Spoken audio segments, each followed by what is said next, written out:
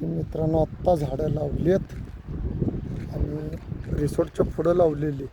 एका वर्षात झाडं किती भारी आल्यात बघा. एकाच वर्षात एवढी सुंदर झाडं आल्यात मित्रांनो. शाळेच्या आज पालक मीटिंग आहे आणि गर्दी झालेली आहे. फुल्ल गर्दी आहे आज. आमचे दादा आहेत मित्रांनो. एक पाहुणा आलेला आहे त्याला बघायला. प्राण्यात किती प्रेम आहे बघा. तो भेटण्यासाठी आला. कावळा अजूनही काही सळला झाला नाही. एवढ्यात हा मटण खाणारा पाहुणा आलेला आहे.